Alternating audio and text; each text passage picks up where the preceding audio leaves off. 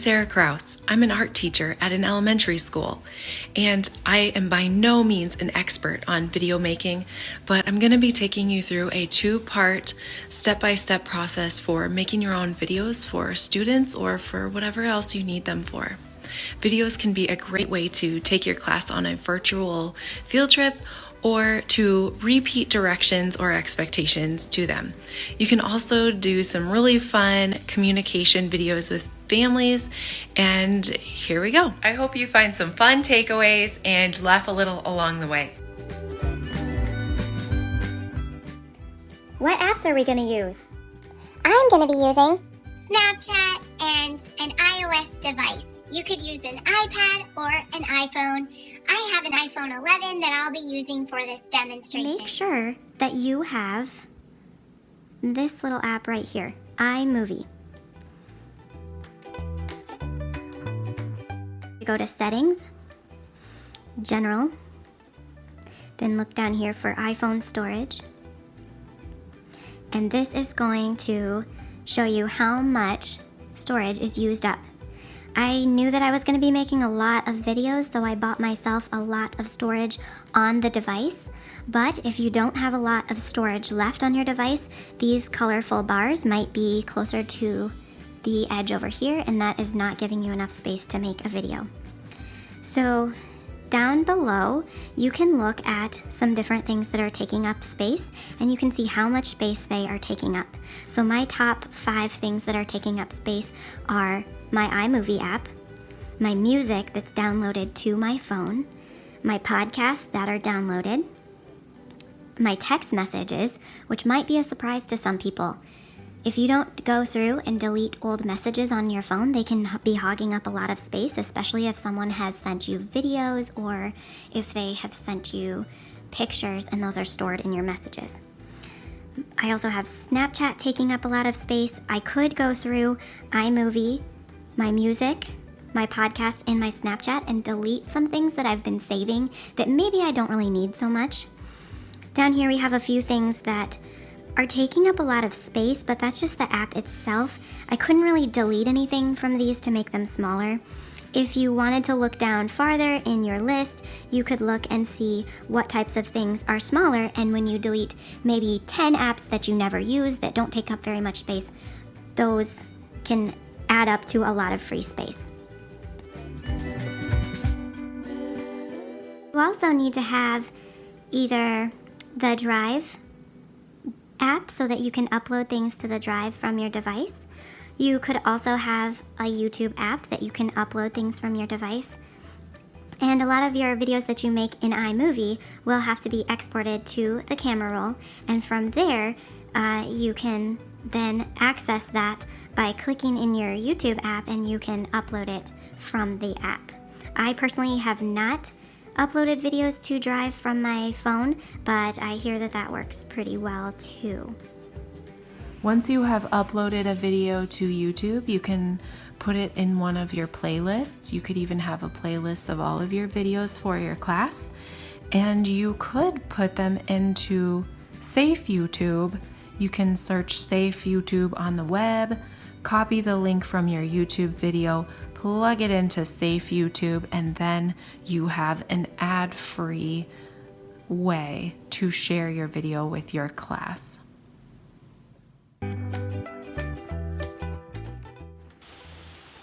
You're going to want to make sure that your lighting is coming from the front of your subject matter and not the back. I have this Play-Doh fish here to help me illustrate this. The light is coming from the back of my fish, so when I take a video of my fish, there's a shadow on this side of the fish. So I would need to rearrange everything so that I could take a video in a way that will allow there to be more light coming from this direction or from the sides, not the back. So for example, if you're taking a video of someone and they are sitting in front of a window, the window is behind them, you're going to have a really dark person here, very shadowy, and then you're going to have this big washed out area here from the sunlight coming in through the window. So here's a really cool filter, but it doesn't really work because I can't see my face. The lighting is better in this one, but the background is too cluttery and distracting. This one works better because I'm facing towards a window and I have a simpler background.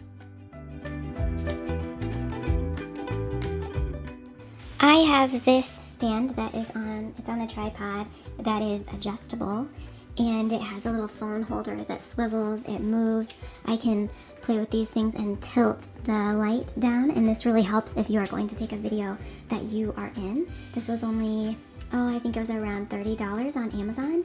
It also has a feature where you can connect this either to your computer or any USB little box thing to plug it in. And I can change the lighting. I can make it brighter, I can make it darker, I can dim it down a little bit, and I can also change the color of the lighting to fit whatever I need.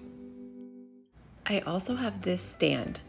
It clamps onto the table, which is really convenient, but it's a little bit more wobbly. If you did want to just hold your phone, that can also work well. Just try to either stabilize your arm on something while you're taking the video so that it's not as shaky, or maybe get someone else to hold the phone for you, or iPad for you. Always be sure to turn your phone so that your video records horizontally. That way it will fit best on screens such as TVs, computers, and phones. Here is an example of a horizontal picture that was taken, and notice how there's just a little bit of space on the side, but if we look at this one that was taken vertically, there is a lot more space on the side, so the picture seems smaller. And if there was anything important at the bottom of this or at the top, it might get cropped out when you put it in a video. So always turn your camera so that your video is recording sideways. Or if you cannot record it sideways and it has to be vertical, for example, if you wanted to bring in some Snapchat filtered videos, some of them have to be recorded vertically to work. In that case, just make sure that your phone is far enough away from the most important content so that when the top and the bottom get cropped off, you still have the most important thing that you want your audience to see. Some filters like this one only work well vertically, but this one works horizontally. There's a big mistake that I usually make.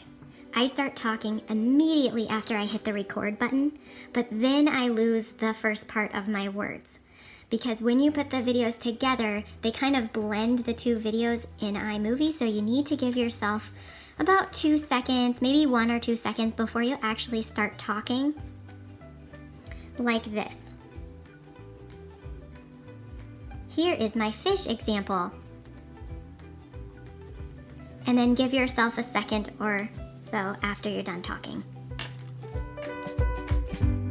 Although making videos can be really fun and exciting, they do take a lot of time, and it does take a little bit more time when you first get started. So make sure you plan ahead and don't do it right before you need your video finished. Okay, now we're going to go into iMovie, and we are going to start a new video. We're going to hit the plus sign, and it's going to ask us if we want to do a trailer or a movie. Let's click trailer just to see what happens. Okay, so it gives us some different themes and interesting backgrounds that we can use. This will allow you to have some credits at the end and a title page at the beginning. So that might be a fun thing to try. I've seen these be really cool for different commercial type effects. So if we click this one and we create that, It will take you to this page where you can make text transition slides, but when you finalize your video, you will not be able to hear any of the words from your videos.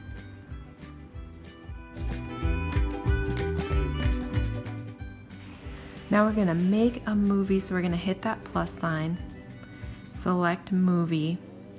Now this screen has not yet started to make my movie. This is where I select the images that I want to be in my movie, and then I'm gonna hit create.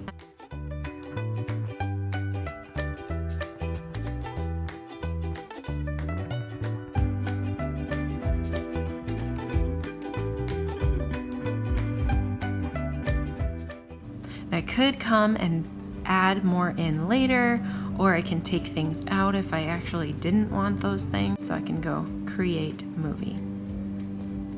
I'm just gonna give that some time. Okay, fast forward here. Yes, we have these videos downloaded now, and I can scroll through and see how everything came together. I could also hit play and watch my video. And if I think that I want to add anything, I can do that. I can also rearrange things. If I want to add a title, I can do that. So to start out, I need to make sure all my videos are in order first. So if I watch it one time through and I see that these things are in order, great, then I can start editing things. I could add things in if I want to. Tomato plants. I could also add filters like the one you're seeing in the video now. Why does this leaf have holes in it? Do you see those tiny? Let's pretend that I watched my video and I found a spot right here after this video where I want to add in another photo. So I'm gonna hit this plus sign, and I have lots of options here of things that I can add. I'm gonna start with a photo, and I know that I have all my pictures in this gardening folder, but you can also go to all or recently added or your favorites. There's lots of different things that you can click on. So I'm gonna go ahead and go back to gardening. I'm gonna look for the picture that I want. Let's see. There we go. These are all photos. It's not showing me any of my videos. So that kind of helps with figuring out what I want.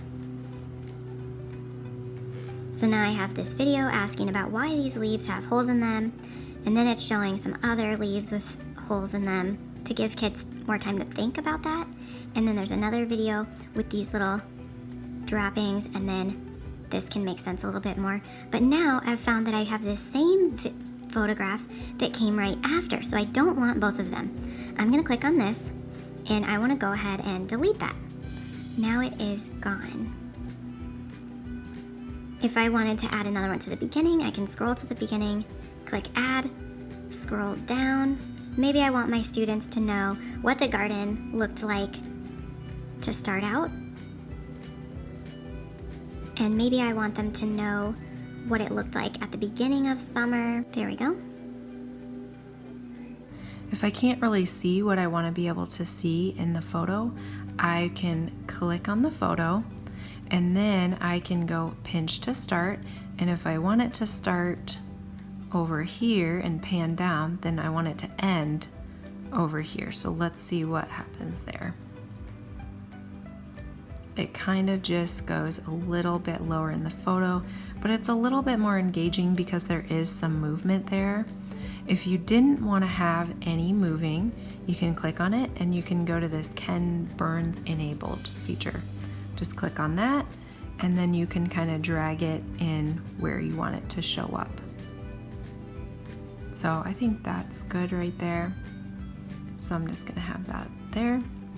If you want to rearrange something, you could take a video and you could move it to a different spot in the video. This video here seems to make more sense after the pictures, so I'm gonna hold my finger down on that video, lift it up and drag it over, and then once I have it in the spot I want it, I just let go, and there it is in my video